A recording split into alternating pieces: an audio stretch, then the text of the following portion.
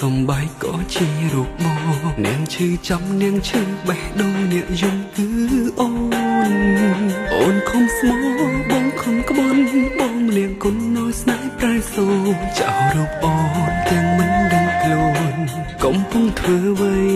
យំមួយប្រាកុំអន់ចាយចិត្តលួចអានឹងពេលឃើញអូនយំតែធ្វើខ្លួនជាមនុស្សចិត្តធំសុំចាយផ្លូវស្រពេលអូនកំពុងស្រឡាញ់បងចាក់ចេញខាត់ក៏មិននៅ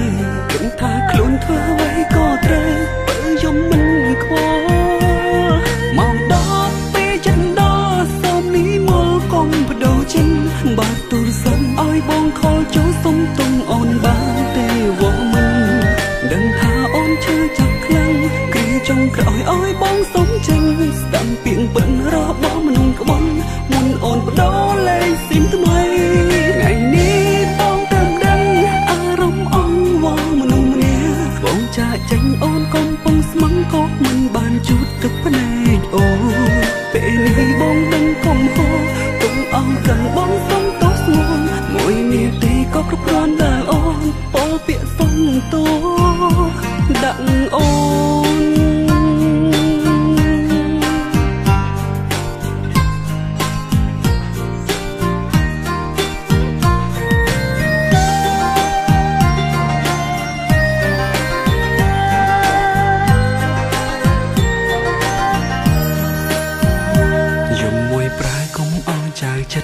លួចអានឹងពេលឃើញអូនយំតែធ្វើខ្លួនជាមនុស្សចិត្តធំសុំចាយផ្លូវស្រពេលអូនកំពុងស្រឡាញ់បងចាក់ចេញខាត់ក៏មិននៅគិតថាខ្លួនធ្វើអ្វីក៏ត្រូវបើយំមិនខ្វល់មកដល់ពេលចិនដល់សូមនេះមកកុំបដូរចេញបាត់ទូរស័ព្ទឲ្យបងខលចូលសុំទុំអូនបានទេវងមិនដឹងថាអូនឈឺចាប់ខ្លាំងគឺចង់ក្រោយឲ្យបងសុំចេញស្ដាំពីងពិនរបស់មនុស្សក្បន់មុនអូនបដូរលេខស៊ីមថ្មីថ្ងៃនេះបងតាមដឹងអារម្មណ៍អង្វរមនុស្សម្នាក់បងចាក់ចេញអូនកំពុងស្មឹងក៏មិនបានជូតទឹកភ្នែកអូពេលនេះបងដឹងកំហុសទុំអស់ទាំងបងសុំទោសស្ងួនមួយនាទីក៏គ្រប់គ្រាន់ដែលអូនពោលពាក្យសុំទោសដាក់អូនមកដល់ពេលចិនដល់សូមនេះមកកុំបដូរចេញ